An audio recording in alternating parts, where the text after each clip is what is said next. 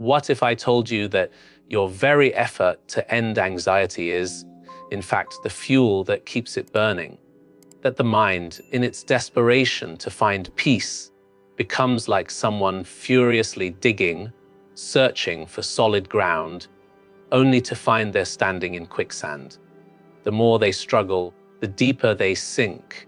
I know the feeling you're wrestling with, that tightness in the chest, the racing thoughts that feel like a swarm of bees trapped in a jar, the exhausting vigilance, the constant background hum of something is wrong.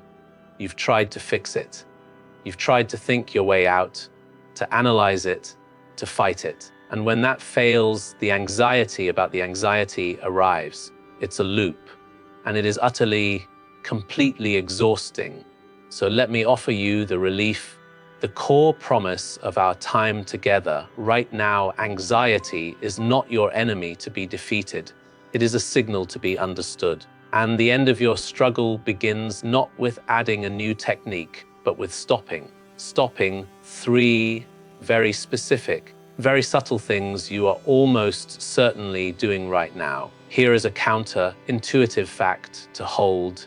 Neuroscientists can see that the brain's default mode network, the storytelling, self-referential engine of the mind, is hyperactive in anxiety. But the moment we simply bring bare attention to the physical sensation of anxiety without the story, that network quiets. The storm begins to settle not by controlling the weather, but by changing our relationship to it. By the end of our time together, you'll not only understand this neurologically, but you'll have a simple, portable tool, a way of being that turns this understanding into immediate, felt peace. So let's begin with the first thing we must stop doing. And you might be surprised because on the surface, it sounds so reasonable, so right. The first thing to stop, believing your anxious thoughts. Now, I am not saying your thoughts are not real or that they don't feel powerful. I am saying we must stop believing they are instructions. Think of it like this: your mind is a brilliant, sensitive alarm system. But in a state of anxiety, it's malfunctioning. It's pulling the fire alarm for a spilled glass of water. Danger! Disaster! You are not safe! Remember that thing you said 5 years ago? What about your health? What if you fail? The siren is blaring. The lights are flashing. And what do? We, the conscious awareness, run into the control room and we start debating with the alarm. We argue. We plead. Oh no, you're right. The house is burning. Or, no, alarm, you're wrong. Be quiet. But in both cases, whether we agree or argue, we are treating the alarm as the authority. We are believing its report. Here is the payoff, the practice, the shift. Is this you are not the alarm. You are the space in which the alarm is sounding. Your job is not to silence the siren by force. Your job is to hear the siren, to acknowledge its presence, or there's the alarm again, and to feel the raw, physical vibration of the sound in your body without building the story of the fire, without following the thought into the future or the past. The thought says catastrophe. You feel the tightness in your stomach. Stay with the tightness. Breathe into the raw sensation. The thought is just a thought. The sensations is just a sensation.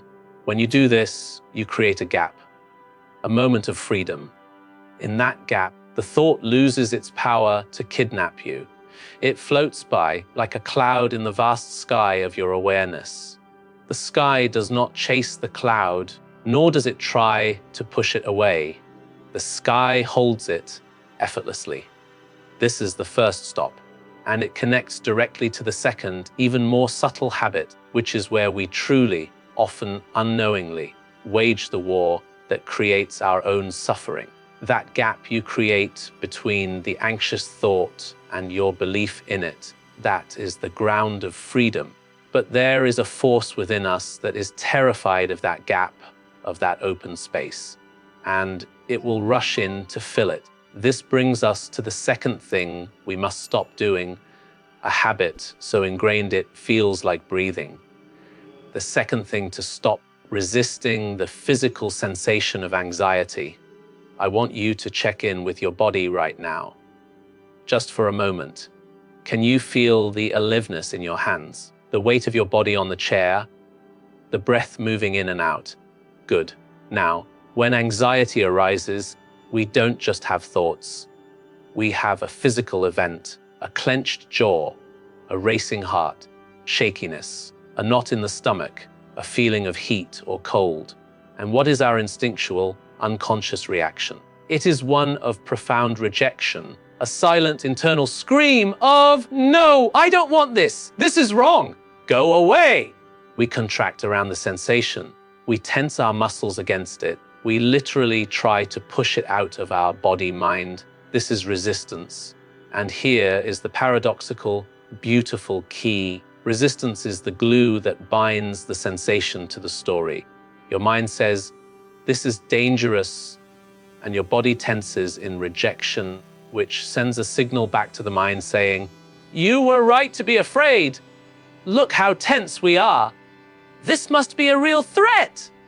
It's a closed loop, a feedback circuit of suffering. Let me offer you a metaphor.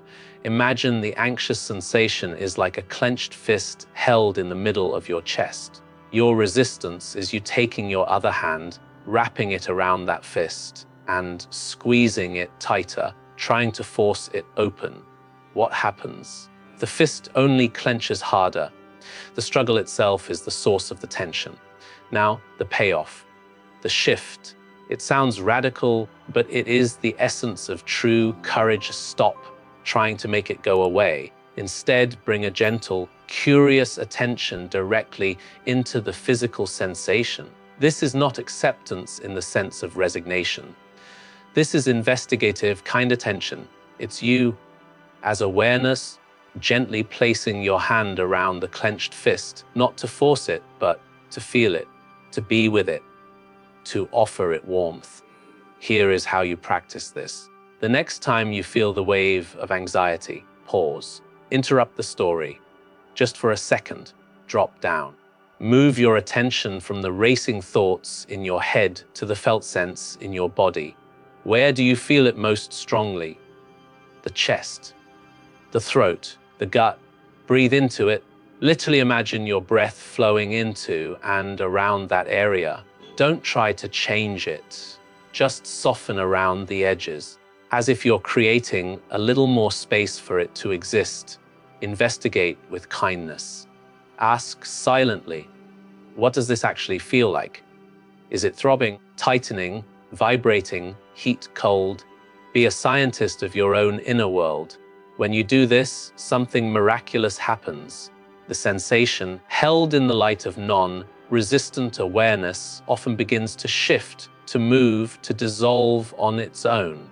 Not because you attacked it, but because you stopped feeding it with the energy of your resistance. You have broken the feedback loop.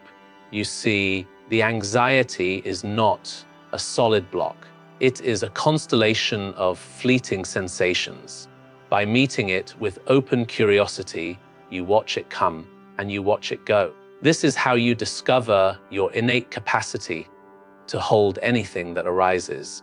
And this direct discovery leads us to the third and most foundational thing we must stop. It is the root of the first two. It is the silent assumption upon which all our suffering is built. You've stopped believing the thoughts as commands. You've stopped resisting the physical sensations. You are creating space. And in that space, you may encounter a deep, almost primal sense of unease, a vulnerability. Because when the story and the struggle fall away, what remains? This brings us to the third and most profound thing we must stop. It is the silent bedrock of the anxious mind. The third thing to stop, identifying as the anxious one. This is subtle. Look at the language we use.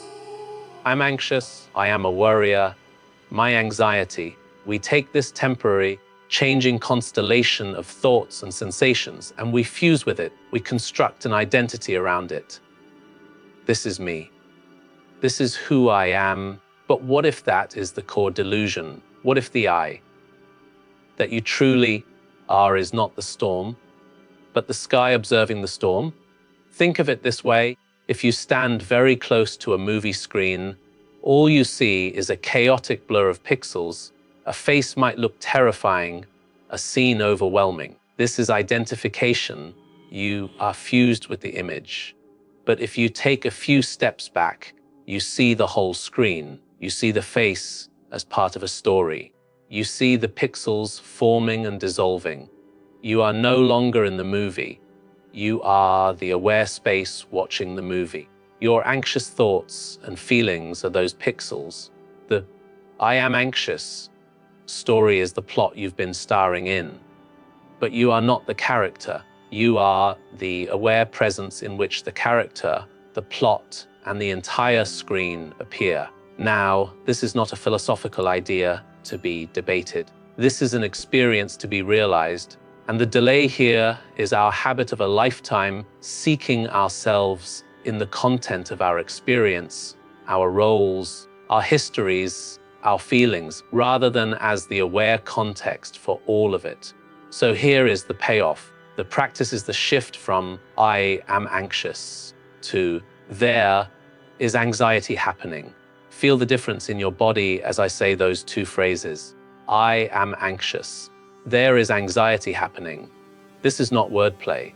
This is a fundamental reorientation of consciousness. You are moving from being a prisoner inside the experience to being the compassionate witness of the experience. In any moment, you can ask this powerful question, who is aware of this? You feel the tight chest. Who is aware of the tight chest? You hear the thought, something is wrong. Who is aware of that thought? Don't search for a conceptual answer. Just feel into the question. Feel the awareness itself, the silent, knowing presence that is reading these words, that is hearing sounds, that is feeling the sensations. That is what you are. That awareness is untouched by the content it knows. A mirror is not changed by the angry reflection that passes through it. When you rest as that awareness, you stop feeding the anxious identity. It withers from lack of attention. You are no longer at war with yourself. There is simply experience unfolding, witnessed with clarity and compassion. Now, these three stops are not separate. They are one integrated movement of awakening. And to make this practical, to weave these threads into a single, simple tool you can use in the heat of any moment, we need to bring them together into a single sequence, a mindful pause that becomes your sanctuary. So we have the three stops. Stop believing the thoughts. Stop resisting the sensation. Stop identifying as the anxious one. Individually, they are powerful. But together, they form a sequence, a conscious pathway out of the loop. This is where we build your portable tool, your sanctuary. I call it the pause of the three releases. Think of it not as another thing to do, but as a way of being that you step into.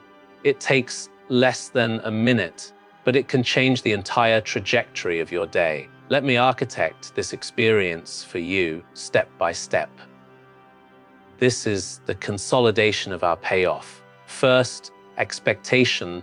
The moment you feel the first flicker of anxiety, the tightening, the mental spin, you are going to make a conscious choice. Not to fight, but to turn towards with curiosity. This is the activation of your inner scientist, your compassionate explorer.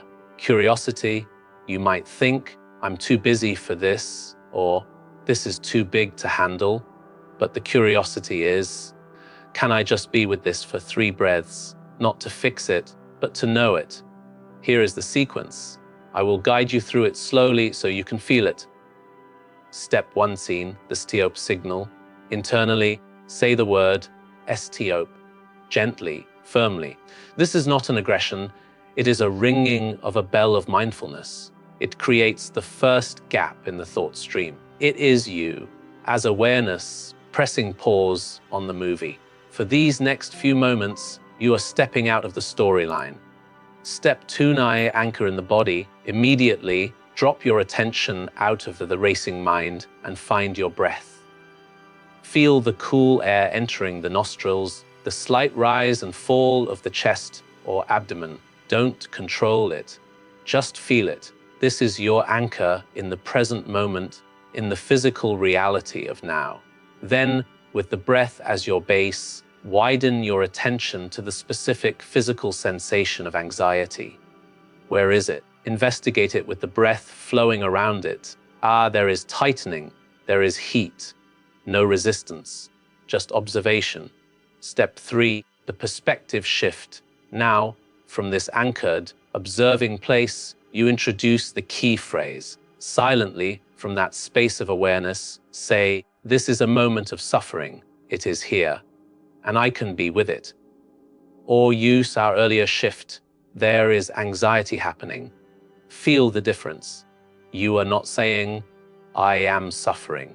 You are acknowledging the weather pattern passing through the vast sky of your being. This is the ultimate release of identification.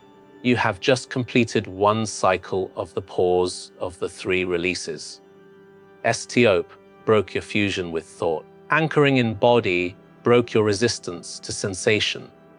Perspective shift broke your identification with the experience. The payoff is not necessarily that the anxiety vanishes instantly, though it often softens dramatically. The true payoff is this: you have changed the fundamental relationship. You are no longer a victim lost in the storm. You are the steady, compassionate presence aware of the storm. You have reclaimed your seat as awareness itself. This sequence is your cognitive and emotional reset button. It is the deliberate, kind interruption of the dopamine loop of fear and the initiation of a new loop, the loop of mindful, empowered presence. Now, to make this real, to move it from concept to lived truth, we must embody it together, right here, right now. Let's not just talk about the map. Let's take a short journey into the territory of your own awareness. Now, we move from understanding to direct experience. This is where the promise is fulfilled. We will practice this together, not as a theoretical exercise, but as an immediate exploration of your own mind and heart. Find a comfortable position. You can keep your eyes open with a soft gaze, or close them gently if you wish. There is nothing you need to achieve. This is simply a homecoming.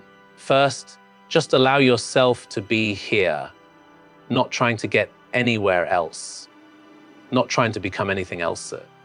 Feel the weight of your body supported by the chair or the floor.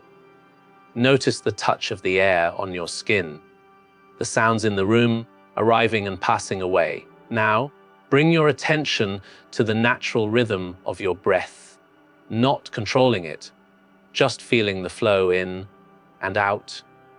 This is your anchor in the present moment. In this space of simple awareness, I invite you to gently bring to mind a minor worry or anxiety, something small that has been lingering. Not the biggest storm, just a light drizzle of concern. Just touch it lightly. And as you feel it arising, step 1C, the stop signal.